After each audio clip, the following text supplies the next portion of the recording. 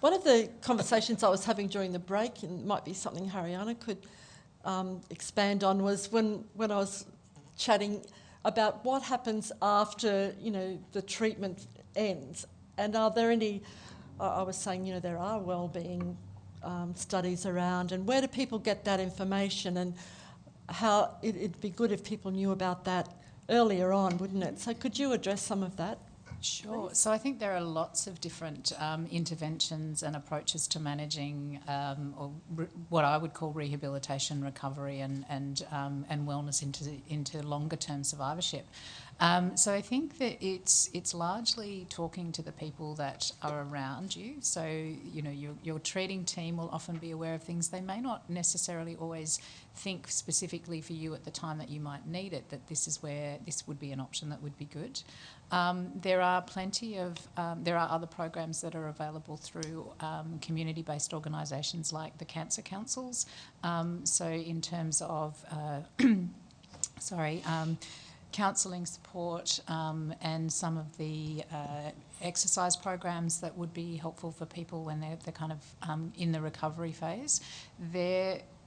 You can contact the Cancer Council from anywhere in the country on 13 11 20 and find out more about that. They have really good online resources as well. And I think it's a matter of kind of working out what it is and maybe talking to a specialist nurse either in your cancer area or who is working with people post-cancer treatment to work out what it is that's most important for you at this particular time and what you need support with.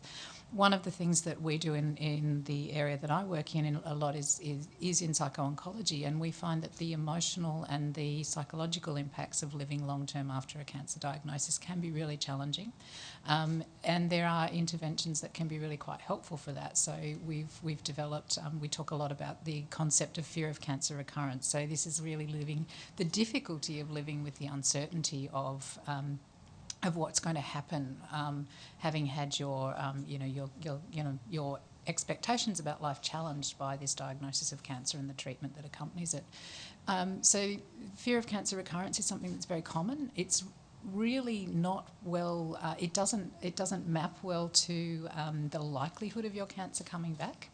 So it is much more likely to be associated with other sorts of anxiety or distress that you might be experiencing. But there are interventions that can be very, targeted at that can be very effective, and they don't aim to take away your worry. They just aim to make it less intrusive and less dominant in your life, so that you can get back to doing all of those other normal things that you would do. So seeking out support from the psycho-oncology services at cancer centres, and if you're from a regional or rural area, then talking to people about where that might be accessible, either through psychology, telehealth or other options is possible as well. And there are a whole range of other resources that are being developed in terms of online supports for people who find it difficult to make the time to be at to make it to appointments, or who need to travel a long way for those kinds of things. So there are good supports in terms of the things that we know will make a difference to recovering, and so they are really things like psychological support, exercise and diet. And it sounds really simple, but if you are eating as best you can, and sometimes after a diagnosis that can be quite challenging to work out what you can manage, and also to be exercising as much as you can, both in terms of aerobic training and resistance training and balance. They're the things that will help you maintain your function and recover as best you can over a long period of time, with the psychological support as well. And sometimes you need a bit of help to work out exactly what it is you want to focus on at this particular point in time. And for some people it may be that the most important thing straight after treatment is actually to start working on physical function and getting back, exercising as much as you can. And it's not until 6 or 12 months down the track that you might be ready to address some of those psychological issues. So those needs are going to change over time, and it's worth continuing to come back to the clinical teams that you're working with and the teams in the community that can provide those kinds of supports. Thanks, Harry. Did you have a question? Did I see you put your hand up? No? No, yeah. Yes. Just the eligibility of clinical trial? Does it have to be an aggressive cancer? Can it be a low form of cancer? Are you going to get much feedback on a low form of cancer, or is the preference for the aggressive cancers? Actually, I answer. I don't know. So look, it kind of depends whether there's a clinical trial that fits your particular scenario that you want to take part in. So there are lots of clinical trials related to very early cancers, patients who are on, for example, surveillance for prostate cancer. There are plenty of different trials. Some are interventional trials where you're giving things to try and impact on stopping the cancer getting worse. Some of them are actually looking at other things that may change what happens to that cancer. So it's really, and sometimes there are issues with access in terms of how practical it is for you to get to somewhere that can actually run that trial.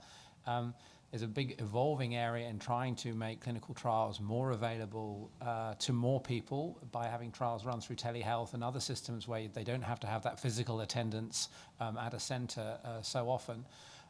So it's really about, and the hard thing sometimes is getting the information about which trials are out there. So probably the specialist that's responsible for that cancer should know if there's a clinical trial available, and if they don't know, they should be able to find out for you. I might just add, so we think of clinical trials as always being about drugs, but it can be drugs, it can be a different surgical technique, it can be a different radiotherapy technique, it can be a different way of psychological intervention, it can be exercise, it can be saying I'll have a tube of blood taken and put all my information onto a registry so that we can look what happened to me in real time against 1,000 other people with the same cancer. So clinical research is vast, and what I've said is just giving you the icing on the top of it. Sometimes we have patients who might be on 2 or 3 different things looking at different aspects of their cancer.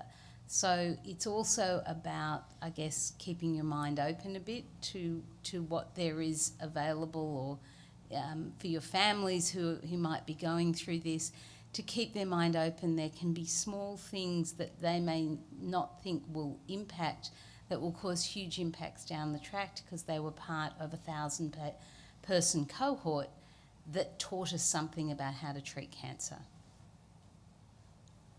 A given clinical trial, though, is usually concentrating on one particular scenario. So one trial might be for patients with a very advanced sort of cancer, another one might be very early. And a lot of people get confused about that. Just the other day in clinic, a patient asked me about a trial treatment they'd heard about in America that cured 100% of people, which was pretty cool. And I know the report that they're talking about.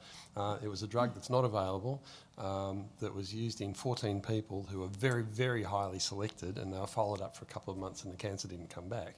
So still really good, but it was actually cancer of the bowel, not prostate cancer, which is what they had. So even if that had been available, it wasn't for them. So what we're talking about is asking people, or getting people to a point where they can say, is there something that might be suitable for me with the sort of cancer I've got, the situation I'm in? Is there something I could be thinking of as another option, as David Pook said before, just another option to be thinking about?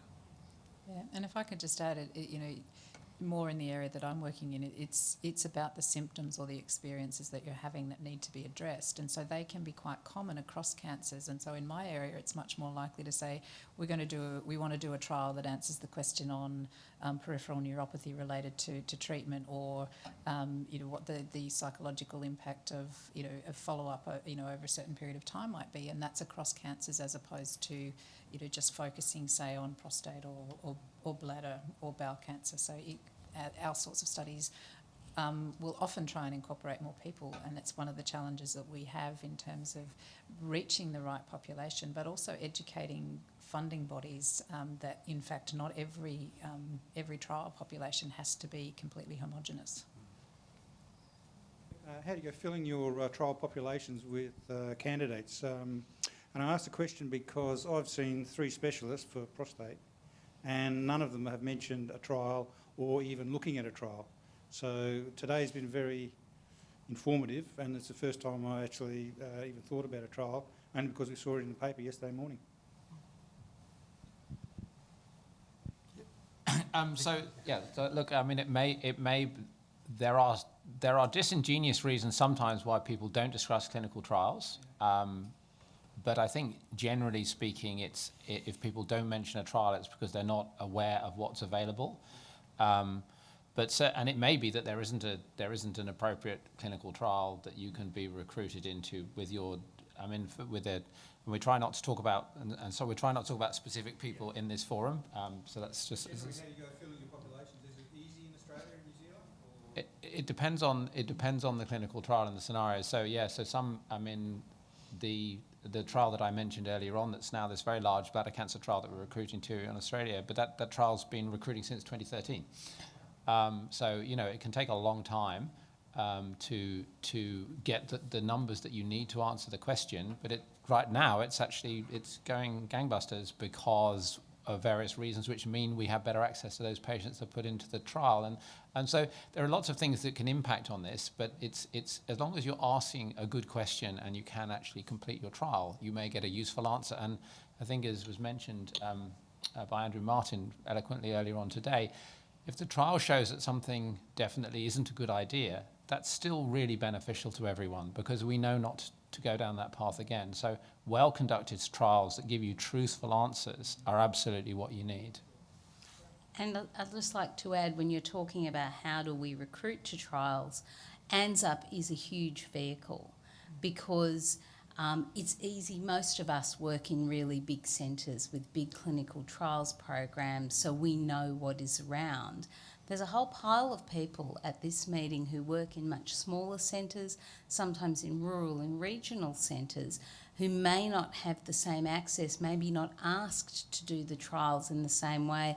I had a meeting this afternoon with a colleague who has no trials open at his centre, which is in a fairly remote part of the country, and he's come here because he wants to open clinical trials. Now, to have a vehicle like ANZUP that allows us to help people open the trials and make those trials more widely available to people around the country is gold. That gentleman raises an interesting question. Is there a public register of trials, and should there be, or should it be mediated through specialists? There is one. Yes, there is the Australian New Zealand Clinical Trials Register, where Phase 2 and Phase 3 clinical trials are required to be registered, and most ethics committees will ask about that now as part of the ethical approval process.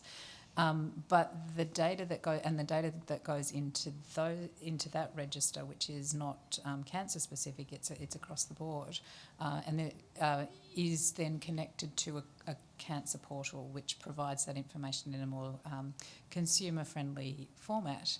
I guess the challenge for us is that I'd say not many people necessarily know to look for that. And so that's one of the purposes of these kinds of forums, is to really try and raise awareness in the community about clinical trials and access to this kind of information. So whatever your health condition that is confronting you, then looking for that information somewhere is really important. The other thing is that there are actually there is increasingly more apps and things that connect the specialists. So it's easy for me to find a trial. If I don't happen to have something, because you can't run everything, I can find where it's happening around the country. But also simple things like most of the major cancer centres will have their clinical trials listed on their website. There's a wide variety of ways people can find them. It is a bit of a problem in that you have to kind of know where to go looking. But 10 years ago, it was very difficult. And now I think that the internet and all the other things have given us great connectivity that have allowed us to improve that. It can be hard sometimes if you don't know the technical language or exactly what you're looking for. And it does vary a little bit from state to state. So I'm from Victoria, and Cancer Council Victoria has got a really nice website where you don't actually have to know anything detailed about your cancer and its treatment. They might say, what sort of cancer have you got? Oh, it's prostate. Has it been removed or not? No, they said they can't remove it. Has it spread to other parts of the body? I'm not really sure. Okay, well, here's the sorts of trials that fit that type of description, and here's where they're open. That'll give you Victorian sites, but it'll also mean where you can go to your doctor and say, this one's open in Victoria, is that open in Adelaide or Sydney?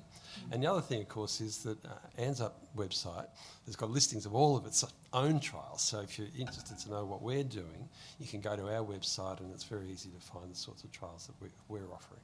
But I think it does still come down to the initial sort of key thing that we're trying to promote, and to ask the question of your doctor, is there a clinical trial that is suitable?